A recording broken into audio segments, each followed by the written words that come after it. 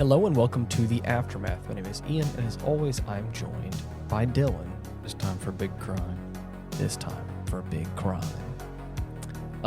In this episode, I have a little bit of housekeeping at the top to do. Over the past few episodes, I've been, doing, little recaps here and there, but I'll save all the fun recaps and everything for the end of the show.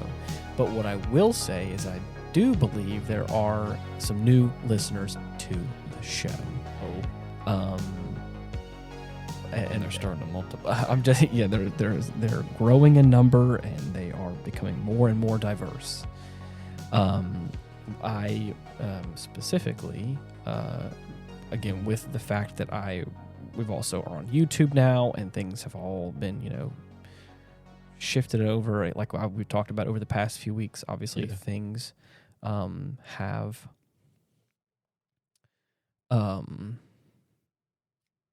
things have grown and our audience has diversified as far as what kind of platforms are on. So I'm saying all that to say that if you want to reach out to us, there's a comment section on Spotify and on YouTube where you can give us some comments. The usual suspects. Of course, and let us know what you think and share your thoughts and opinions.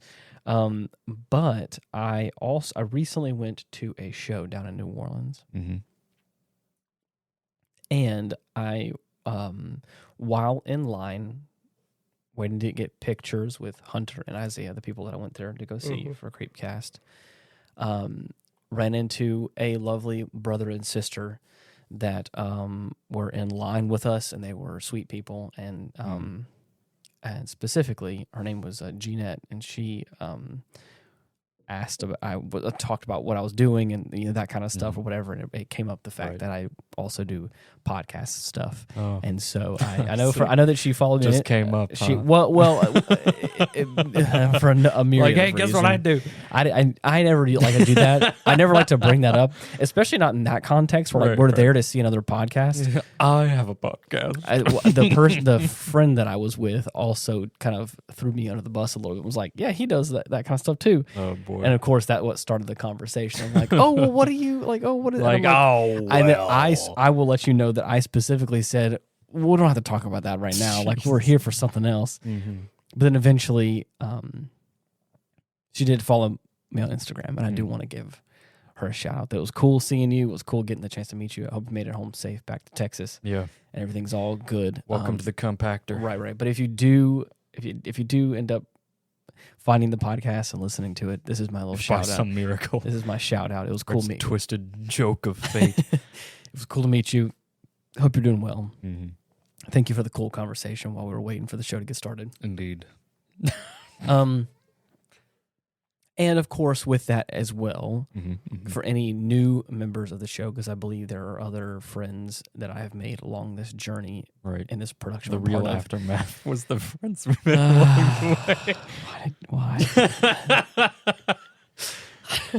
I made a lot of new friends, and I think they have been snooping around in my links, which I don't have hidden away or secret. So if any of my non-links, right? So if anybody, I have the link tree in my bio. So anybody that wants to see more of me in some capacity, they're like the Aftermath podcast is listed in many different facets on the link tree. So what I'm saying is that if anybody from the production I was a part of is here as well, hello, welcome. It only gets weirder from here.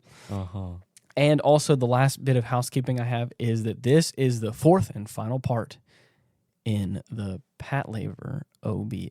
Oh my God, I can't speak. Patlabor OVA. I was getting the B and the V mixed up. Tip-top finale. Yes, and it was only one last episode, and I'm sad. Yep. Not because it was real short. It was real short. Felt real snappy. Not because of anything that happened in the episode per se, but just the fact that it was so snappy and just was it was concise and it was beautiful, and now it's all over. Mm-hmm. Oh man. Yep. And yeah. Mm-hmm. That's that for my little housekeeping. So I see. Now on with the episode. So yeah. The finale of this gives us a cold open Oh, you're right, a One real of the- cold open. One of Silent. the only instances of that. It made it feel more serious than I think the episode actually was. Right. So I'm sure something like this has to have happened before. But when was the last time you heard of a vehicle hijacking followed by another vehicle hijacking of that same vehicle? A double hijack? Yeah. I don't think I've ever heard that before. It's got to have happened. It probably has happened somewhere. Yeah. I just want to look up a list of all these unorthodox crimes Yeah. that have happened before. What was the inspiration of this episode? Right, if at all. Yeah. Unless they just came up with it on the spot. But it's fucking funny, dude. Because whenever the truck driver, quote unquote, gets his truck stolen, he's like, "Stop, thief!" And then a policeman rides up behind him on a bike. It's like, "What happened?" And he's like, "Oh, nothing. It's fine." And then he's like, "No, it's not. Your truck's been stolen." Yeah. So And then the guy starts to run yeah, from the he cops. And immediately it's like, books it out of there, and the guy's like, what's going on right now? yeah. So they interrogate that fucker and find out that it's apparently some staged movement Mm-hmm. involving a experimental labor that was used at a labor show, which, mind you, I would love to see Oh, I mean, if any kind of mecha were to materialize within my lifetime. yeah. I'm gonna be one of the first to set up a fucking Yeah. car auction type shit. Speaking of like conventions for giant robots, I was reminded of MechaCon, Oh yeah, which I'm not sure Man, if that it. was fun. I'm not sure if that was just a local thing or if that was like something that toured around other places. I'm But pretty sure it was local. in New Orleans, they would like rent out this big convention center and have like Mhm. it would have this like it was. I would say it was one of the bigger / better conventions we've had Oh, in yeah. probably Louisiana or within like I would say quote unquote like traveling distance from us. Yeah, it was a rare breed. Right. We can travel far enough to like New Orleans for like a day trip, and it doesn't feel like we're traveling too far. Mm-hmm. And I recently ran into someone who also attended MechaCon, and Really? I don't think they were able to make it to the last one. Oh damn! And then I told them, I was like, I was there. I only made it to the last one. I watched it happen. I watched it. I got hooked, and it was never coming back again. Yep. So I told them, I was like, I don't know if that's it. Because that was only the second one you had been to, right? I don't think I went to The another final one. MechaCon. I don't think I went to the other one. If I'm not mistaken. Because I think you went. I think you went with your sisters. I think a couple times, and I think there was one other time that you went before. I may have gone to the last two for all I know, but I could have swore that I think I moved back from Canada. I think very shortly after that, we went to the MechaCon Omega, which I think was in like 2019. We've definitely been to more than one. Really? Yeah. Then I may have gone to the last two. Then, Yeah. regardless, Probably. I still got hooked at the end. Mm-hmm. This person in particular had gone to a handful of them and was like, "Oh, it's the best Yeah. convention around." Was. Yeah, it was. The reason I was bringing that up, not only to tell you that story, but also I was like, a convention about giant robots, 100% you'd be there. Couldn't be me. Not only in reference to like MechaCon itself, but like Right. like in Just the in the general. context of the episode of like a convention that shows off labors. I'm like, you better believe Dylan is going to I'd make be time up there for that. holding a sign that just says "Hell yeah." Yeah, every panel, every talk, he just hell yeah, Right. raises up the sign. Keep going. Yep. Make more. Yep. But this the start of this episode kind of is again very fast paced and is Gets right into the action. right. And like Dylan had said, one person's trying to like get the police involved for the truck being stolen, but I think that person stole the truck to begin with. Right. So it's like, okay, this is kind of weird. Double trouble problem. Right. But then, like as it's continuing, I know I know at a certain point in time, like the our gang gets involved. Mm. But how were they just called in for it? Yeah. Okay, that's what I thought. Yeah, they get a whiff of the goings on from Goto. They get the usual setup all ready to go. There's like multiple roadblocks. They don't want to get off the highway, shit like that. And Goto's interaction with the superintendent are hilarious. So good. Because he moves to this roadblock to try to like deconstruct it so that they don't freak out the driver. So he like goes off the handle and just gets off the highway and starts using that labor. Right. And he drives up to this guy and is just like, "Oh wow, the superintendent came out to handle shit himself, huh?" Mm-hmm. And he's like, "Well, I don't want to give local police a bad name." I was like, "Wow, that's great. Hey, but could you take it all down for me?" Be a shame if something was to happen to all of it. Exactly. He's like, "Why the fuck would I do that?" And it's like, "Well, you see, the criminal we're dealing with just so happens to have a very large and experimental labor in the trailer. Mm-hmm. And if he panics in any way, shape, or form, what would we do if he decides to take it on a joyride? Yeah. And start wrecking the city." Use said giant robot to cause havoc. Right. So instead, they go with a covert operation. Mm-hmm. They get some officers in civilian vehicles to just kind of corral the trailer into where they can apprehend the suspect, with Ota and Izumi just waiting in front of a tunnel. And it works for the most part. Yeah. They definitely funneled him in proper, but oh, you know.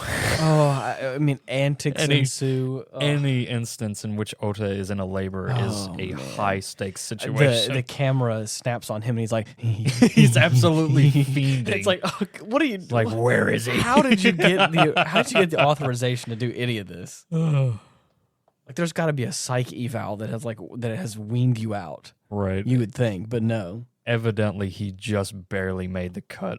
Right. For the psych test, because my God, he acts normal enough where it counts. He's all about upholding the peace and whatnot, but as soon as somebody pushes his buttons, criminal or otherwise, he's gonna lose it. Yeah. That's part of why I like his character so much. Oh, of course. I'm sure I've mentioned it before, but I mean, God damn. He is easily the impetus for most of these. I mean, even absolute disasters. Even in this episode, like just the little bit of what is going on, like Izumi. All you got to do is apprehend a truck, a big old trailer truck. You've got two labors. She had it in her hands, and then like he was blocking the entrance or doing something, and then of course they end up like fumbling over each other, and of course the truck gets away, and she's like, "What, bro? What the hell?" I love the fact that he like is crouching in this. Oh yeah, he immediately starts to pursue, gets the revolver out, as he does. Right, fires off a shot, misses of course, but by then it's out of range. So he Kanaka drives the trailer up to him to load him up so they can continue the chase. But instead of, I don't know, remembering where he is, he just sits up straight, and scrunches his labor. Absolutely crushes the head. It looks so fucking funny. It looks like the squatter stockier version of a Patlabor. Like somebody bonked him on the head. Yeah. Went in between his shoulders. You got bonked on the head real good. That's funny. Yeah. Boom. For it. So at that point, Ota is basically out of commission. Right. Probably for the better. Stop me if you've heard this before, but Ota somehow has destroyed his Patlabor and is out of commission. Yeah. Or something else. Or something else. Yeah. Anything else, really. Right. Could have gone wrong. And it probably would have been Ota's fault more often than not. Yeah. But gosh darn, he's just such a lovable character. Oh, yeah. He has good intentions, I think, at sometimes. I think he wants justice by whatever means necessary, which I think in some aspects could be good, but he's the chaotic good, or I guess chaotic. Is that what that would be considered? Chaotic lawful. I guess. The complete antithesis of Yeah. both spectrums. Well, that's what I'm saying. Like I was trying to like very briefly figure out like if that was what he would be considered, would it be chaotic neutral? But I don't think he's neutral. I think I think he has justice and good in his heart. Right. Holds the law in high regard. Just does it by whatever means necessary and is wild and crazy. When the word of law falls, take it and hold it high. Yeah. But yeah. As they are in dire straits, right, they are informed by one of the higher-ups that Shaft is going to be working in tandem with the police now. Okay. Because that experimental labor in the trailer just so happens to be one of their latest models. Right. So. And we did get a brief glimpse at part of it, or parts of it, and it's all red. Oh, it's beautiful. Oh, and it's so nice. For a big robot design, oh yeah. Absolutely gorgeous. Super cool. Now, immediately, for Goto at least, this is setting off fucking alarms in his head. Of course. Like, what the hell is this now? Yeah. Corporate espionage, fucking cover-ups, man. I'm sick of this shit. Why can't it be simple? Are they technically part of like a branch of the military? I think Shaft has ties to different militaries. I want to say they're probably a contractor of some sort. Okay. Of course, no one wants to know that. Of course. So they real hurriedly try to get that shit under wraps so nobody finds out about this whole fiasco. Of course. And they send two Zaku's. What look like two Zaku, really. Like this, like the Patlabor version of a Zaku is, for all intents and purposes, what these things are. 100%. So they send them in for backup to try to head this guy off while he's just making a break for the countryside with this big ass 18-wheeler. Right. And, with a big red robot holding on like it's a joyride. Yeah. At one point, he pulls over after he escapes from Izumi and Ota, and the pilot of the labor, who was just chilling out back there, busts out and is like, "Who the fuck are you?" And the guy's like, "I'm just a seasonal worker at a truck stop. I just stole the truck on impulse." And he's like, "Seasonal worker? That means you're one of us." Oh yeah. It just so happens that an average Joe like him lines up perfectly with the demographic of this fucking movement that this psycho has been a part of. Of course. So he's immediately on board, like, all right, buddy, this is what we're going to do. And he's just like, well, okay, sure. You're going to get us out of this mess. And he's like, what? Yeah. So he makes it to the countryside after fleeing from the two Zakus. And, for lack of a better term. I mean, really, like, I don't even know the exact model name for those fucking things. That's just what I'm calling them. But, I love like that it had like the decal of like the heart with the two ladies' legs. Oh yeah. And like the what was it? Shaft. Shaft. Mm-hmm. Crazy. It's perfect. It's great. It does feel like a military thing. Oh yeah.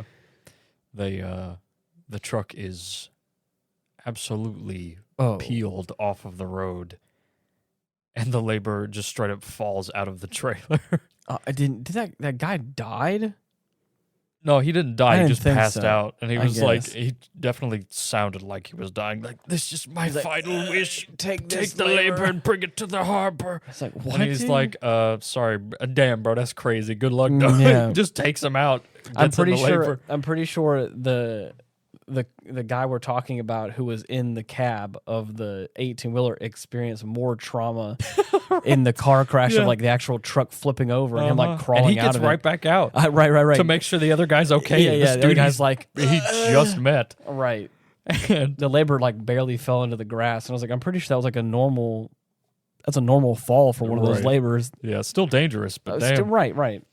They got shock especially absorption. For like a military grade labor. Oh yeah. Mm-hmm. The guy in the 18-wheeler was definitely in more danger. Oh yeah, because I mean he's just some random dude. Yeah. Yeah, there he is. Right. So he gets into the labor and is just like, man, this is almost exactly like the one I use at work. Yeah. So he's able to fight off these two Zakus and just makes a break for it, after which Izumi was able to just wait at a checkpoint for him. Right. After which he's still like wary and like panicky and shit because he's got somewhere to be. But immediately Noah puts on the defense and is just like, all right, we got the guy. We're going to take him into custody. Right. We're good. And after which the company doesn't seem to align themselves with that course of action. These military-looking robots are standing there, like, still at arms. And it's like, hey, we're the police. We got it taken care of. We got it. Fuck off now. Like, nope, we're not standing down. He's ours, bitch. It's like, get the fuck out of the way. It's like, all right, fine. You asked for it. I love Goto's like response where he's like, okay. Any further action will be considered as an obstruction of justice. Yep. Just letting you know. Just letting you know. Right. So, Asuma in the support car is just like, all right, Noah, at worst, this is going to be a 3-on-1. But you got the edge and speed, so just make sure you capitalize on that. Otherwise, right. Yeah. So of course, like, all right, Noah's like, you're gonna make this up to me by taking me out to a movie, 2 premiere tickets. I'm talking about, and he's just like, you got it. Damn, I didn't catch that part. Wow. What? It's like one of the best parts. I know. I didn't catch that. Wow. Yeah. Interesting. So they start going at it. Noah's able to take one out like right off the bat. It's just straight up elbows the top, takes out the main camera, and then just shoves the baton like into the servos in the abdomen. It's fucking fantastic. But she gets pinned by the other one and is about to have a fucking double fist come down on her. On her noggin, or at worst the cockpit. Yeah. But our boy, our average Joe, in the red shaft, stops that motherfucker in his tracks, and they straight up pull off some WWE type shit. Crazy. Beautiful. Noah gets pissed, grabs this thing by the arm, starts giant swinging it around, and she throws him into the other, like the red labor. And he fucking clotheslines the motherfucker. So good. And that's it. Cleaned out. Mission accomplished. Joe apprehended. Yeah. And then, of course, we get like the closing remark of this episode. We find out why the motherfucker was in such a hurry. Our average Joe stole the stolen 18-wheeler. Because he had a baby on the way. Yep. Had to be there for the birth. Yep. Oh, what a crazy story. Bonkers even. Crazy experience. One of my favorites, honestly. It's fun. I love the designs of the other like units. Oh, of course. They're so nice in this episode to see the differentiation between these like branches of like or labor manufacturers. Because I know like we see all the ones that like work from Shinohara. Right. But like we don't, or at least in this OVA, we don't really see the other ones like in the show proper. I think we see in the show they go into a ton of detail. But I love even like the difference in the cockpit in the red unit where it's like it's opening from the back and like you enter and then of course it moves you like inside and it spins you around. Right. I think it's so like the whole design of like the cockpit being in a different place is kind of interesting because that feels it's cool. It feels like it's part of like a different world or a different manufacturer in the same world kind of thing. So I think it's fun.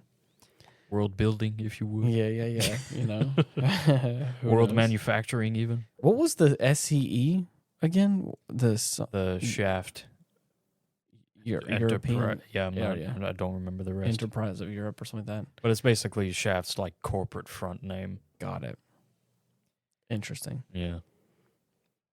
Yeah. The facade, if you would. And that was that for that episode. Yep. And it made me sad that, like, again, we're at the end of Patlabor now, at least the OVA. So it's like, there's a couple more things on the docket that we could watch, but I mean, it's getting real low. What else is there? I mean, we got the third movie, we got the live action series, we got that fucking. I totally forgot there's a third movie. Yeah. And that there's a live action series. Was the live action thing good or was it? I don't know. Oh, I've never watched it, and I don't know how to watch it. So okay, well, it's, why would you offer something we can't have? Because I'm going to get it. Okay, I see. At some point or another. You think I'm just going to leave that shit on the burner? I forgot. Dylan's the one who's like, I will find a way to get my hands on it. Collector of many obscure games and movies. Dude, I'll tell you what. There has been a number of times where you have walked in from going to a GameWare or some like, obscure game store, and you're like, bro, the latest haul, and I will hold 3 to 4 video games that I've never heard of in my life. Oh, dude, like, speaking of, after this, I got something. But the funny thing is that like some of them, like I ask you, and you'll kind of give me like a brief rundown of like what. Or like what the game is, because you know it from like watching. Right. I'll have heard of it in some capacity. Or right. Another. Or there has been times where I'm like, what is this one? You're like, oh, I don't know. I'm like, we're going to find out. We're gonna find out.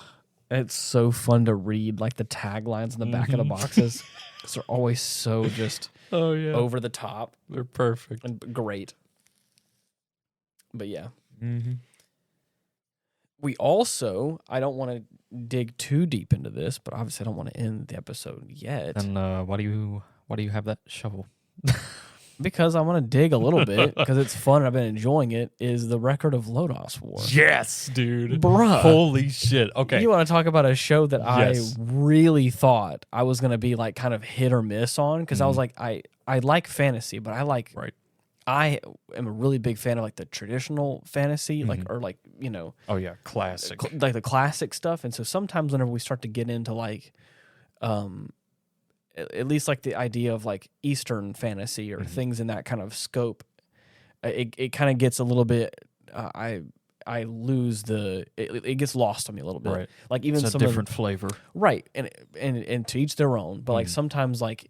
Even like Monster Hunter has like a different vibe that is like Monster Hunter is fucking crazy. It's crazy, dude. and I would consider it like fantasy in some regard, but like it gets to a point where like even for that, I get like a little. It isn't my cup of tea, but like again, I could see why people love the art style or like the direction of that. Anyways, there's other examples of it that I've like that are great, but like for me aren't those things that like, excuse me, I gravitate towards that are like, oh, I love this, because I think a lot of my fantasy came from like Dungeons and Dragons type stuff, as well as like Lord of the Rings, you know, like those kind of stuff. So like that's what it feels like. Absolute cream of the crop. Or even like I mean, I even like some of the aspects of like Warcraft a little bit, but like that also kind of tiptoed on like it wasn't really my vibe. But anyways, I'm saying all that like I thought that this show, I was like, as with any show that you're like, hey, we got to watch this, or hey, you should watch this. I'm always like, okay, well, if you're recommending it, I'm pretty sure at this point in time, we've been friends long enough, and I think you have shown me. You can trust my recommendation. I could trust, I mean, I've always felt that way, but like, I'm just saying, like, even more so now, like, there are moments where you'll recommend something, and I can tell you're like, I think we should watch this. And it's like, okay, so I can tell like it's probably going to be something goofy, or that I'm going to be like, I'm not going to be a big fan of. But then there's moments where like you'll say that and you're like, oh no, we should really watch this. Yeah, no. And then like required viewing. Right. And I'm like, okay. So that kind of, I don't want to say sways my expectations at all, but like it makes me think like, oh, it's not going to be a bad show. Right. But is it going to be my cup of tea? Who knows? Am I going to fall in love with it? Who knows? So far, dude. Lodos War has cemented itself. Holy shit. As one of the best. Because, I mean, I knew about this show's reputation before. I'd always heard of it, seen little snippets here and there. I never watched the full thing, though. So, this would be my first viewing of it as well. And I'm telling you, we're starting with the OVA. Yeah. So, as far as the series is concerned, we're going to withhold any judgments or comments because we know nothing about it. Of course. We're getting the summarized version. Yeah. But the OVA, man, so far, it is beautiful. It's beautiful. It's so intriguing in a way for me because I don't know. I think there probably are some like cliches in the storytelling, but like I think it's still fun and I'm having a good time watching it and I'm enjoying it. And there's like really, I mean, some super cool character designs. Oh yeah, the King Fawn. Just such a cool like fucking belled, straight up Ganondorf. Hell yeah, dude! And the two opposing swords of light and dark. It's like this straight up. I mean, just like the most classic fantasy tropes, but it's like, ooh, but does it but boy, does it feel good. This shit hits. What is like the subordinate's name with the long dark hair, with like the black armor with the gold trim on it? Ashiram. Dude, Mm-hmm. his character with like his black stallion horse that he rides it on, The fucking like, demon steed. the demon steed. Yeah, Hell dude. yeah. I don't like. There's so many cool character design like choices that make this feel so unique in a way, but still very familiar to me, which I like a lot. I think one of the most satisfying looks in this show so far to me is Deed. Yeah, with her wide ass fucking shoulder plates. Yeah. Big ass cape. Right. I feel like Looks super cool. That's the only time you're ever gonna hear me compliment a knife ear. Hey, what? I take offense to that. Oh, yeah. do you? All right. Rock and stone. I'll say, you're a Door sympathizer. that is, and the true quarrels of this podcast come out. Never ask a human supremacist the species of his wife.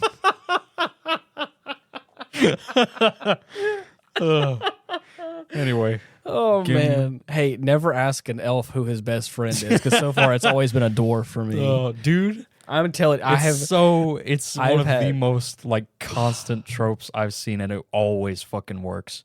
I'm telling you, because man. they're always either super like funny and bounce off each other really well. Yeah.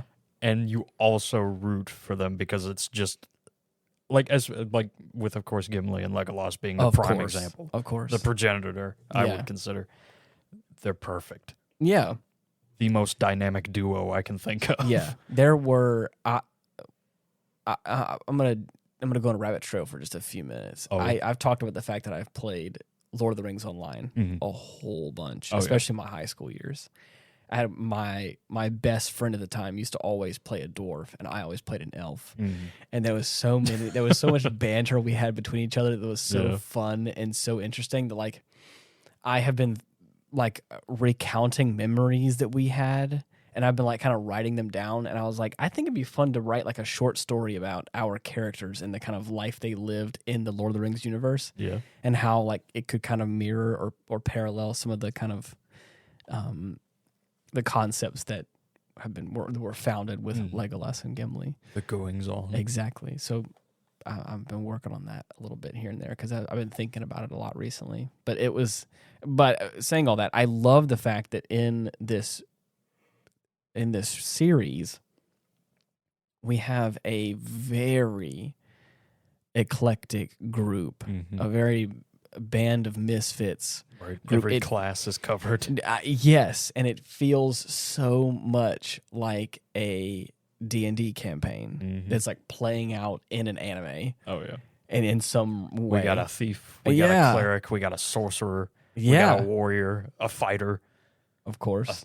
Like everything you could possibly need to have a well-rounded party. And I love that. And I think it's so interesting. And again, it's a different take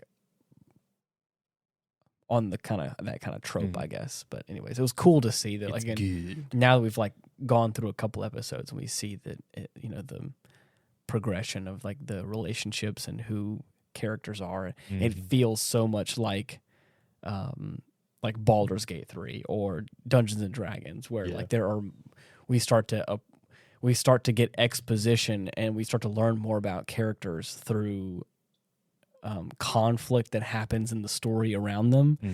So we start like we understand who the antagonists are and the struggles of the land and the war that is shaped to who. Yeah, right. And then we start to realize like who, why certain characters are the way they are, because it just feels, and again, it's unfolding in that same sort of narrative that it does like in a D&D campaign, which like I said, I think is interesting to see in this format of like an anime, right? Especially from like, what is it? Is it in the 80s or was it the 90s? I think it's 90s. Not sure. It looks like an anime out of like the late 80s, early 90s, but I could be wrong. Let's find out. God damn, bro, it's getting late. Uh-oh. Original run was 88 to 93. Ooh, baby. like I said, late 80s to early 90s. It just has that look about it. Like anime did back then. It just has a certain detail and a certain look and a vibe about it. It's got a wonderful art style. Oh, I love it. And I've very quickly fallen in love with this series, and I can't wait to watch more of it. I think are we over 3/4 of the way through with it? Or how many episodes do we have left on our OVA? So we're on episode 8 right now out of 16? I believe it was 16. Oh, so we're like halfway then. Maybe. Yeah, let me double check. I kept getting nervous because I thought it was like 12. Right. I was like oh. Something short along those lines, which OVAs usually are. Of course. So it's not outside the realm of possibility. Right. But this one I remember was a little bit longer. Yeah. Let's see. Let's see what we got here. 13. Oh, So see? a little over halfway. So my gut wasn't wrong all the way. So yeah. Not bad. Made good progress. Yeah. So yeah, been enjoying the crap out of that. Oh yeah, it's been a little fun. Wait. War. I just pulled up the Wikipedia page for and the popularity of the Record of Lost Wars replays was such that Dungeon Master Ryo Mizuno started to adapt the story into some of the earliest Japanese language domestic high fantasy novels in 1988. Wow. When the replay series went on to become a trilogy, Group SNE had to abandon the Dungeons and Dragons rules to create their own game, dubbed Record of Lodoss Wars Companion. Damn, bro. It's a game we can play too. Oh, I don't wait, and released in 1989. All 3 parts of the replay series were eventually published as paperback by Kanokawa Shoten from 1989 to 1991, illustrated by Yutaka Izubuchi. There you go. Hey, I'm sorry. It's not my native language. I'm trying my best. All right. RPG Replay, Record of Lodoss War 1, 2, and 3. Dude, that's fucking cool. I'm so confused. Are these books? I mean, it did say novels, didn't it? Oh, wow. That was, again, this is like just on the first, this is the first page of it. I see. Oh, wait. Similar to the light novels, many characters and parties. So I'm just confused as to what replays. Proven popular, even blah, blah, blah. Well, I was hoping I was going to get some answers here, but I think I'm It'll just have to be left for another time. Yeah. That's cool, though. If there is a tabletop game, I'd like to give it a shot. Cool.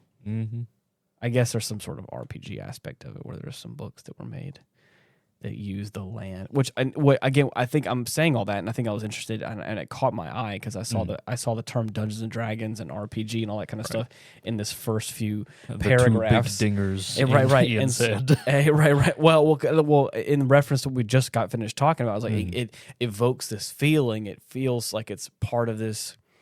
It's a narrative-based story, and it's like all these in that world, and it feels so much like that. And I think it makes sense if this show was kind of birthed out of them trying to make their own version of that, which I think makes sense. Right, especially in the late 80s, dude. I'm actually kind of interested. I want to read up more about that a little bit to see how that's all made, because if so, I think it did a great job so far, because it's so good. I love a good fantasy story, dude. Having so much fun with it. But that's a big thing we've been touching on here and there. But has there been anything else you've been doing? Well, I know you've been playing some Sparking Zero here and there. You got a new buddy on YouTube you've been watching who's been going through. Oh yeah, dude! Shout out to fucking Thrife. Oh my gosh, this motherfucker runs one of the best Armored Core channels I have ever seen. Oh yeah, he does classic builds for old Armored Core suits in 6. Oh yeah, just to and they see look how nice. work and how well he can like replicate them. He's fantastic. Easily one of my favorite channels I've seen recently. Not a super strong accent, but I do like his accent. He kind of has a little Boston accent. Yeah. Like, what are you gonna do? Mm-hmm. I love that. Yeah, he's funny. Or at least that's what it sounds like. I actually don't know where he's from, but he's making an assumption, so I apologize. Yeah. He's from Coolsville. Yeah. So yeah, but some good stuff there. Oh yeah. So for me, what's going on? Yeah, mainly work. Bruh. This past weekend, I finished that production I was a part of. We finished the play. It was kind of bittersweet. It's over. And it is the epitome for me of bittersweet. It was nice to have to kind of like not have that obligation so much, but at the same time, like I feel like we were just really getting into or at least for me, I don't want to speak for everyone. We were getting into the rhythms of our characters and kind of what we were feeling out. And I think some people were really like getting locked into their lines and like, I mean, just like it felt like it was getting tighter and better crystallized as it was going along. And just like that, it was all over. And so it's like, oh man, that kind of a crazy experience that I've never quite had before. Anything I've ever done like this I've never done anything quite like this before, where like I play one part and do the same thing, over and over and over again. Yeah. If I've ever played a part for something, I may do a few takes of it, but it's never like a character that you play like this little brief period of time for a long run, which was kind of an interesting experience. It was different, and I again, as I've told many people, I'm never going to say never, but I think if the right people were involved, they could convince me to do something like this again. But that's just me though. Right. And by convincing, we mean fat stacks. Well, I'll do a lot. Dollar bill. I will do a lot extra for the right amount of money. In that space, in the theater space, in the acting space, Ooh, that was a close one. I mean, hey, everybody's got a number. Everyone has a price. Everyone has a price. That's all I'm Ethan saying. would say, $20 is $20. Hey, I'm a little bit more expensive date than that, but hey, to each their own. Oh man. But as we finished the last day on Sunday, we did what they call strike. So we're cutting, dismantling all the set pieces to get ready for the next production that they're doing. We're taking all the costumes back. We're taking all the props out from behind stage. And it was just this really interesting experience where like we just finished the play and now we're like dismantling the whole set that we've gotten like comfortable in and lived in for the past 2 months basically. So it was just kind of this weird feeling. And there was a couple of cast members of mine that got pretty sad, and I had to be careful because I was like, I can't be crying right now. When we got work to do. Single tear, yeah. But I've definitely like this week specifically. I've been thinking about it off and on. Just not only just some of the music, but just like the people I was with and the fact that like I don't know when the next time I'm gonna be able to like see them really is gonna be because we don't really run in the same circles. So being a little more proactive about hanging out with them, I think is gonna be a goal of mine. Yeah. Because I know that we're not gonna just stumble into each other. Like I would with other people that I've worked with in certain, industries or businesses where I'm just like, they're gonna be few and far between. Right. So it was a cool experience. I had a lot of fun. The cast and some of the crew members really made the whole experience special. And I think it's what kind of made me more emotional was the fact that like I unintentionally made some really close friends that I think really helped kind of get me out of a funk I was in. Yeah. Which was nice just to, just having some more people to just kind of take my mind off of things and help make me funnier and also help make me laugh, you know? Help me. Yeah, right. Which I think was really cool. But I'm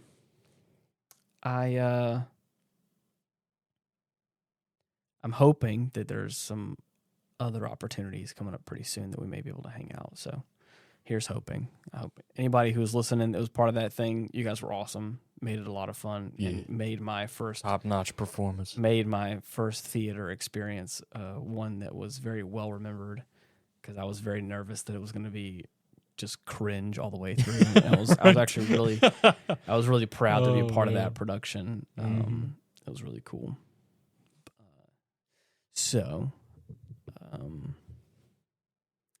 Indeed. One thing I will say is that I had, because we did the whole production from like a Thursday to Sunday for 2 weekends. By the time you're listening to this episode, it was last weekend and the weekend before that. Mm-hmm.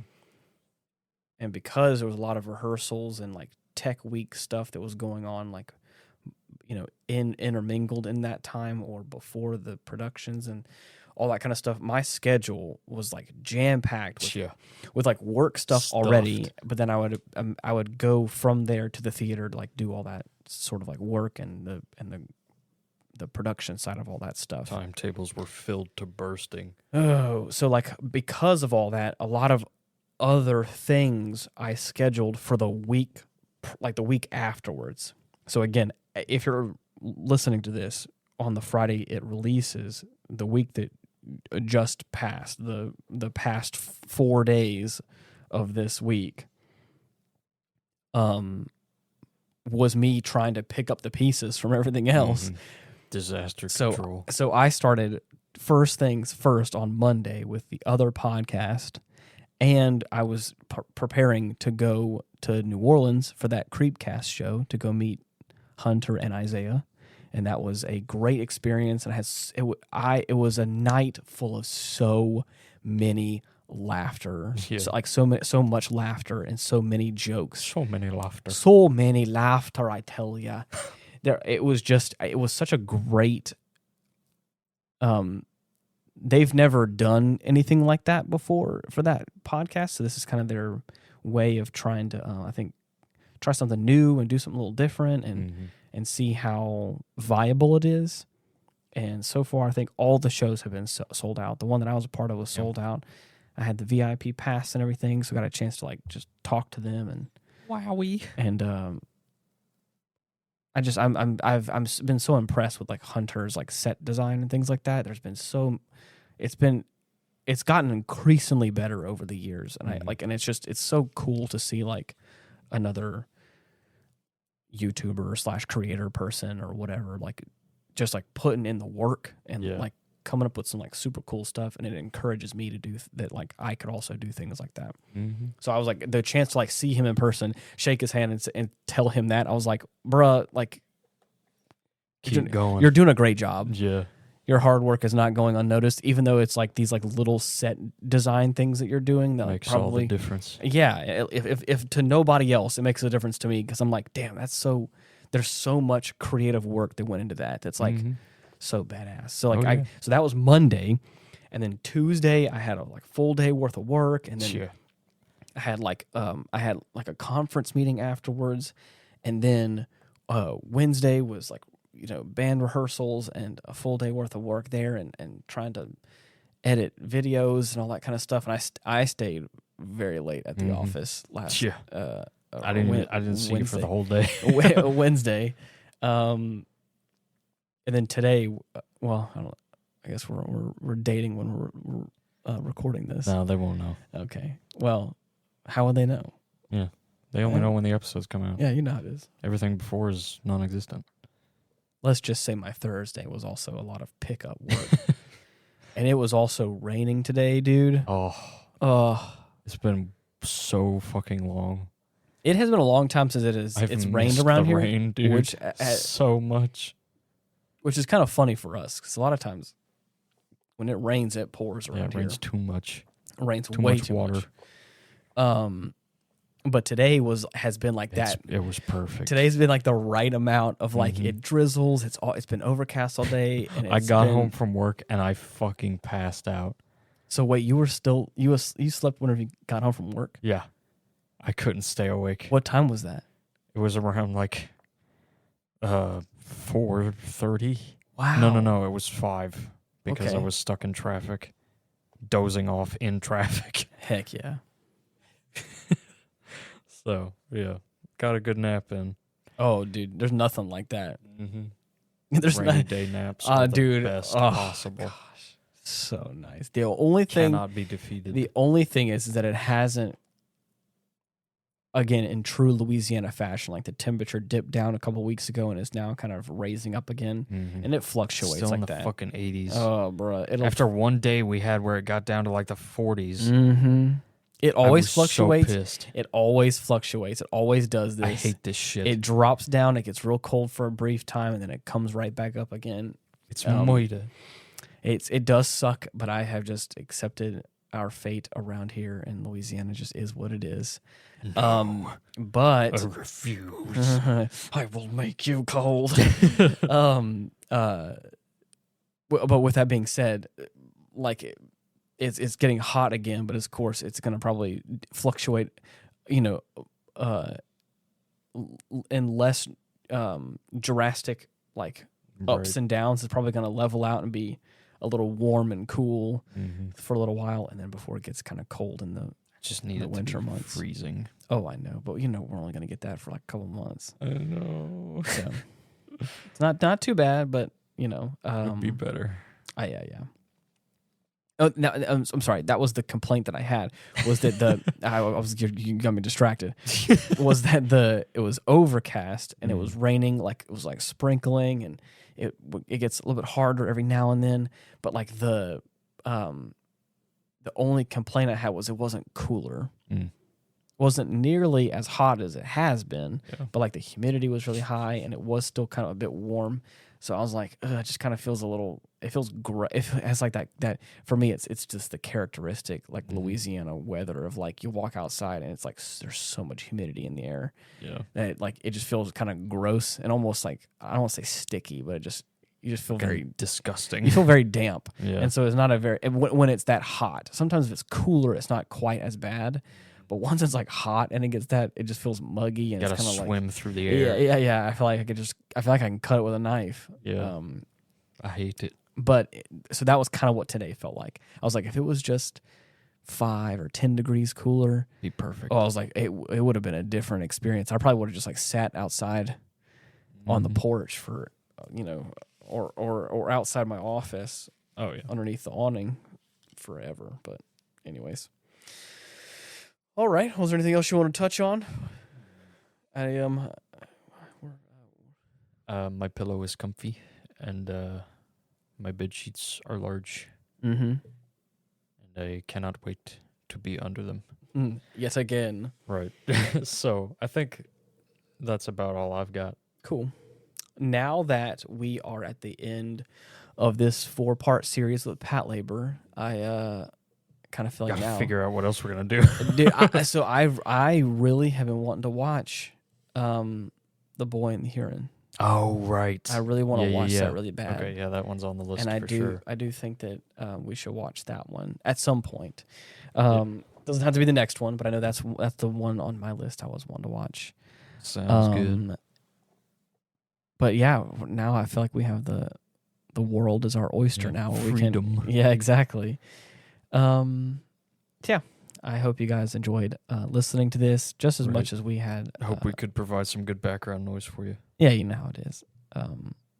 Give me a second while I play some rain noises to help you guys fall asleep. As I said at the top of the show, we have a couple of different avenues where you can get in touch with us, or you can comment. No freeways, though. Those are more expensive. You got to pay. Yeah, right. There's a toll bridge you have to go. But if you listen to us on YouTube or on Spotify, the episodes have little comment sections underneath that you can, of course, give us some comments and let us know. Again, now that scream into the void. Yeah, right? Yeah, because the void will clap back, and it's usually me going, "Hey, watch it." Oh gosh, I lost my train of thought. I'm sorry. It's the outro, Ian. I'm closing it out. I'm tired, bruh. It's been a long day. So like I said before, you can comment to us in those sections down there. I usually always try to respond or try to engage with you guys down there. That's really cool. Give us a like, subscribe to whatever platform you like to listen to us on. We're on a whole bunch of different ones. Specifically for the YouTube channel, if you want to find us there, it's at Hindsight Studios. You go in the search bar and type in at Hindsight Studios. You can find us that way. Also, again, because now people have been, I guess, are now interested in it or have been finding me through this avenue as well, is I have an Instagram. Oh, yeah. Which is at Ian Wolfe, WOLFFE, if you want to try and follow me there, or you can see all the other links. And of course, I've been actually getting back into posting on Instagram again, which is kind of a weird thing for me, but it's also been kind of fun because it kind of reminds me of the old days that I've been having a lot of fun just posting some stuff on there. So if you want to like and stay engaged there, that's how you find me. But be fair warned, there's a face reveal. So if anybody doesn't want to see what I look like, you don't want to see our ugly mugs. Yeah, right. Well, you still are concealed. I don't think anybody knows what you look like. Good. The only thing they know about you is my descriptions of you. Right. Yeah, like a biker gang. Yeah. Oh God. White shirt, slicked People hair, are gonna leather have jacket, a skewed view of me in their heads. Oh, Jesus. light wash jeans, boots, and he's leaning up against his motorcycle right now as we speak. You know. Oh man. He just took his toothpick out of his mouth and went. But anyways, like I said before, I hope that you enjoyed listening to this, and I appreciate you tuning in, and I hope everyone is well and finding things that are making them happy, and are, living their life to the best they can. Yeah. Until next time, thank you so much for listening. See you. Bye-bye.